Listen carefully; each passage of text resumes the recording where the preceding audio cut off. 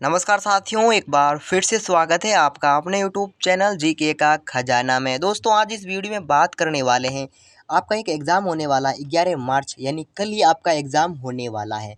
आपने कुछ भी तैयारी नहीं की है तो ये वीडियो एक बार ज़रूर देखना। मैं आपको विश्वास दिलाता हूँ कि आपको इसमें से ज़्यादा क्वेश्चन देखने को मिलेंगे। कौन कौन से क्वेश्चन आपको पढ़ने से आप पास हो जाएंगे और कौन कौन से क्वेश्चन पढ़ने से आपको फर्स्ट डिवीज़न बन जाएगी, वीडियो में अपन बात करते रहेंगे, तो वीडियो को फुल विजिट करना है। तो दोस्तों, ये है आपका बीए फर्स्ट ईयर का पेपर इतिहास का, यानी पेपर कोड SI 01। ठीक है ना, अपन बात करने वाले हैं वर्धमान महावीर खुला विश्वविद्यालय, ठीक है ना। दोस्तों, खंड ए में मैंने मात्र क्वेश्चन लिए हैं 30। आपको कौन कौन से पढ़ने हैं वो आपको वीडियो में बताता रहूँगा। फर्स्ट प्रश्न है, पुराणों की संख्या बताइए। तो पुराने की संख्या 18 है, वैसा ऐसा प्रश्न नहीं पूछा जाता है। प्रश्न संख्या जो दूसरा है, मोहम्मद गोरी के प्रमुख जो 3 दास है ना, ये प्रश्न पूछा जा सकता है। ठीक है ना, आपको ध्यान में रखने हैं तीनों ही दास। ठीक है ना, आपका ज़्यादा समय नहीं लूँगा। ठीक है ना, कम समय में आपको ये पूरा पेपर बता दूंगा कि कौन कौन से क्वेश्चन पूछे जा सकते हैं। एक प्रश्न आपको ऐसा ज़रूर देखने को मिलेगा कि नहीं, दो स्मृतियों के नाम या दो पुराणों के नाम, दो ऐतिहासिक स्रोतों के नाम, ऐसा एक प्रश्न आपको ज़रूर देखने को मिलेगा। तो दो स्मृतियों की बात की जाए तो नारद स्मृति और विष्णु स्मृति। ध्यान रहे कि पुराणों का पूछे तो विष्णु और विष्णु पुराण यही लिखना है, और स्मृतियों का पूछा जाए तो आपको नारद स्मृति और विष्णु स्मृति लिखनी है। पुराणों की संख्या 18 है। वायु पुराण है, विष्णु पुराण है ना, ये आपको ध्यान में रखना है। और वायु पुराण, नारद पुराण, ऐसे 18 पुराण हैं। अगला प्रश्न दोस्तों, ऐसा भी प्रश्न पूछा जा सकता है, समझ लो ये प्रश्न छप गया। तराइन से जुड़ा हुआ प्रश्न। तराइन का प्रथम युद्ध किन किन के मध्य हुआ था? तराइन का प्रथम युद्ध भी पृथ्वीराज चौहान और मोहम्मद घोरी के मध्य हुआ था, और द्वितीय भी इन दोनों के मध्य हुआ था। वर्ष सन का फर्क है, 1191 में प्रथम हुआ था, जिसमें पृथ्वीराज चौहान की विजय हुई थी, जबकि द्वितीय विश्व युद्ध में पृथ्वीराज चौहान की पराजय हुई थी। ये भी आपको ध्यान में रखना है। अगला जो प्रश्न है वो है दो महाकाव्य। ये भी प्रश्न इंपॉर्टेंट क्वेश्चन है, क्योंकि फर्स्ट जो खंड ए है ना, ऐसे ही पूछेगा। दो रचनाओं का पूछा जा सकता है और लेखकों का पूछा जा सकता है, ऐसा ही प्रश्न बनेगा ज़्यादा से ज़्यादा। तो दो महाकाव्य रामायण और महाभारत हैं। ऐसा भी प्रश्न बन सकता है कि रामायण की रचयिता कौन है, महाभारत की रचयिता कौन है, ये भी आपको ध्यान रखना है। सातवां प्रश्न है दोस्तों, किन्हीं दो ऐतिहासिक स्रोतों के नाम बताइए। अब ऐतिहासिक स्रोतों की बात की जाए तो विशाख दत्त का मुद्रा राक्षस है, कर्ण की राजतरंगिणी है, और पाणिनि का अष्टाध्याय है। अगला प्रश्न है, आठवां प्रश्न, किन्हीं दो अभिलेखों के नाम लिखिए। अब रुद्रा दमन का जूनागढ़ अभिलेख है, स्कंदगुप्त का जूनागढ़ अभिलेख है, और खारवेल का हाथी गुफा अभिलेख है। अगला प्रश्न है दोस्तों, एक ऐसा प्रश्न भी आपको देखने को मिल सकता है, सुमेलित कीजिए, जिसमें आपको सुमेलित करना होगा। वैसे ये ध्यान रखें कि इंडिका पुस्तक के जो है मैग्निस तीज की है, और अर्थशास्त्र कौटिल्य की है, जिसका दूसरा नाम चाणक्य भी है, ये भी आपको ध्यान रखना है। नीतिसार जो है वो कामंदर की है। ठीक है ना। अगला प्रश्न है दोस्तों, 10वां प्रश्न, नेचुरल हिस्टोरी का पुस्तक किसने लिखी थी? कम से कम 10 जो काव्य हैं, रचनाएं हैं, उनके बारे में आपको ज़रूर से ज़रूर ध्यान रखना है। एक या दो प्रश्न ऐसा ज़रूर देखने को मिलेगा आपके, जैसे कि नेचुरल हिस्टोरी का एक प्रश्न पूछा गया है, जिसके प्लिनी द एल्डर की है। 11वां प्रश्न है दोस्तों, राजस्थान में ताम्र पाषाणिक संस्कृति का प्रमुख केंद्र जो है वो है राजस्थान के दक्षिणी पूर्वी भाग आड़ में है। बलाल चरित्र के लेखक कौन है? अश्वघोष हैं। अगला प्रश्न है दोस्तों, चार आर्य सत्य, लघुतरत्न प्रश्न भी बन सकता है, ध्यान रहे। अगला प्रश्न है, वर्णाश्रम से आप क्या समझते हैं? अब देखिए दोस्तों, हिंदू धर्म में जीवन को निर्वाह करने के कुछ कर्तव्य होते हैं, उनकी पालना करनी होती है, इसीलिए चार आश्रम की व्यवस्था की गई है।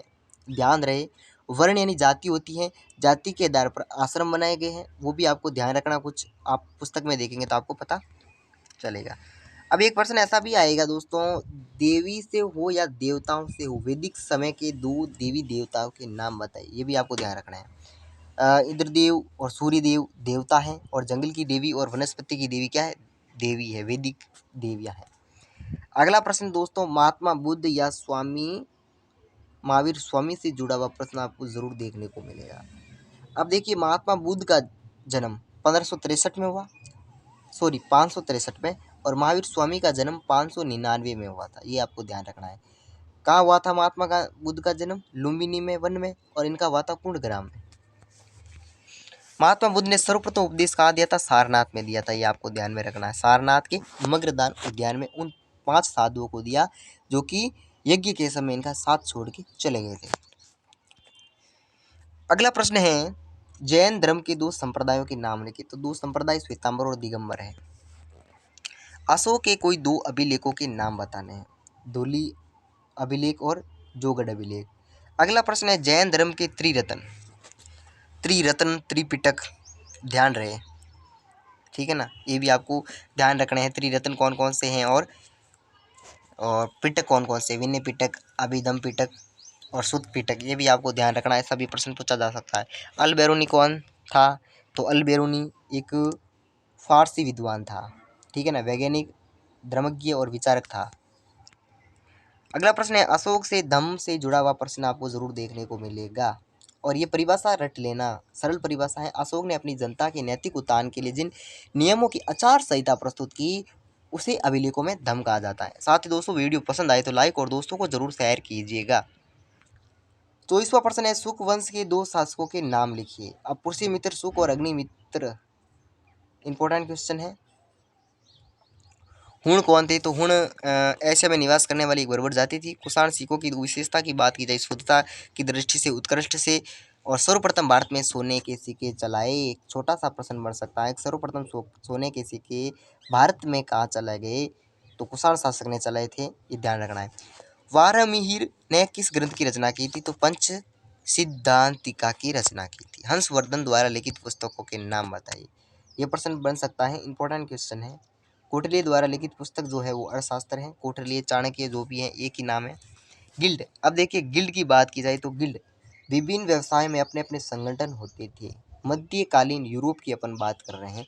गिल्ड जो है मध्यकालीन यूरोप में एक नाम है, जिन्हें क्या कहा जाता है? एक श्रेणी कहा जाता है। उद्योग में काम करने वाले व्यक्ति की एक संस्था होती थी, जिनकी तुलना मध्यकालीन यूरोप में गिल्ड से की गई है, ठीक है ना। अगला प्रश्न की बात करने से पहले मैं आपको वापस बता देता हूँ कि कौन कौन से प्रश्न आपको पढ़ने हैं पास होने के लिए।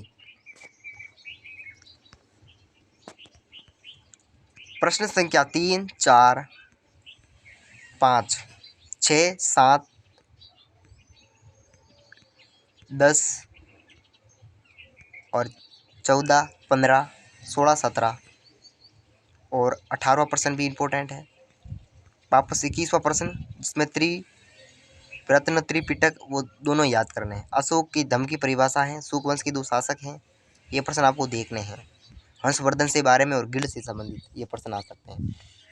साथ ही दोस्तों, एक पुराना पेपर भी बनाया हुआ है, उसका भी लिंक डिस्क्रिप्शन में दे रखा है, और वैसे ओल्ड पेपर का भी वीडियो में अपलोड करूँगा शाम तक, वो भी आप जरूर विजिट करना, जिसका लिंक भी मैं दे दूँगा। अब देखिए दोस्तों, खंड ब और स की व्यवस्था मैंने साथ ही की है। ये देखिए 15 क्वेश्चन है। अब देखिए, कोई चाहता है कि मैं 15 क्वेश्चन नहीं पढ़ूंगा, कम ही क्वेश्चन पढ़ूंगा, तो अशोक के धम्म से संबंधित या धार्मिक रीति से संबंधित प्रश्न आपको जरूर देखने को मिलेगा, ठीक है ना। और यहाँ से देखो आप, मौर्य प्रशासन, आपको क्या करना है कि मौर्य प्रशासन और गुप्त प्रशासन के बारे में पढ़ लेना है, और इनको मिला के एक प्रश्न के उत्तर का निर्माण कर देना है, ठीक है ना। जैसे गुप्त काल का पूछे तो गुप्त काल के बारे में भी पढ़ लेना है, और मौर्य काल के बारे में पढ़ लेना है, लेकिन पेपर खाली नहीं छोड़ना है, ठीक है ना। त्रिपक्षीय संघर्ष वेरी से वेरी इंपॉर्टेंट क्वेश्चन है। और एक है, आप यहाँ देख सकते हैं, गुप्त राजवंश, ये भी प्रश्न इंपॉर्टेंट है। अब छठा प्रश्न भी, मगध साम्राज्य के उत्थान पर एक लेख लिखिए। अब देखिए, मैं आपको बता देता हूँ, 1 से 10 प्रश्न आपको दिख रहे होंगे। प्रश्न संख्या फर्स्ट और प्रश्न संख्या सेकंड भी पढ़ना है, जिसमें आपके 2 प्रश्न बन जाएंगे। और त्रिपक्षीय संघर्ष तीसरा प्रश्न, छठा प्रश्न, ठीक है। मगध साम्राज्य के उत्थान पर एक लेख, वैसे ये भी प्रश्न आप थोड़ा पढ़ सकते हैं, ये भी आपको थोड़ा सा पढ़ना है, मौर्य प्रशासन और गुप्त प्रशासन के बारे में। पहला प्रश्न, तीसरा प्रश्न और छठा प्रश्न आपको रटने हैं। जैन धर्म और बौद्ध धर्म के बारे में ज़्यादा से ज़्यादा पढ़िए, क्योंकि यहाँ से प्रश्न ज़्यादा से ज़्यादा देखने को मिल रहे हैं। फिर वैदिक कालीन महिलाओं की स्थिति, अब आपको वैदिक कालीन, उत्तरकालीन और मध्यकालीन की जो महिलाएं हैं ना, उनका भी आपको थोड़ा थोड़ा पढ़ लेना है। इसका भी एक प्रश्न निर्माण हो जाएगा, और कुछ उसमें बातें आप लिख सकते हैं, तो ये भी थोड़ा पढ़ लेना है। 3 प्रश्न आपको टाइट पढ़ने हैं और ये बाकी के जो फर्स्ट सेकंड और थर्ड इनके बारे में थोड़ी बहुत जानकारी प्राप्त करनी है। और जैन बौद्ध धर्म के बारे में आपको ज़्यादा से ज़्यादा पढ़ना है। अब यहाँ से देखिए एक प्रश्न ऐसा मिलेगा उपलब्धियों से संबंधित। हर्षवर्धन की उपलब्धियां, अजातशत्रु की उपलब्धियां और कनिष्क की उपलब्धियां से जुड़ा हुआ प्रश्न पूछा जा सकता है, ये भी आपको थोड़ा सा पढ़ना है। सिंधु घाटी सभ्यता के बारे में नगर नियोजन है, उनकी क्या क्या व्यवस्था थी, रट लेना है क्योंकि ऐसा प्रश्न जरूर पूछा जा सकता है। और ये प्रश्न 12वां प्रश्न भी रट लेना है। 3 प्रश्न मैंने वहाँ बताए थे रटने के लिए और 2 प्रश्न मैं यहाँ बता रहा हूँ रटने के लिए। एक प्रश्न आपको ऐसा भी दिखेगा, चोलकालीन हो, चालुक्य हो, गुप्त हो या मौर्य हो, उनकी कला और स्थापत्य से जुड़ा हुआ प्रश्न, विज्ञान से जुड़ा हुआ प्रश्न जरूर दिखेगा। तो ऐसे भी ज़्यादा से ज़्यादा पढ़ने हैं, आपको सिर्फ पढ़ने हैं। प्रश्न का उत्तर निर्माण आपको उन सभी को मिलाकर करना है। और वैसे आपको 12वां प्रश्न ये भी इंपॉर्टेंट क्वेश्चन है, इसमें से एक छोटा टॉपिक उठाया जा सकता है। तो दोस्तों मेरी कही हुई बातें आपको ज़रूर समझ में आई हुई होगी।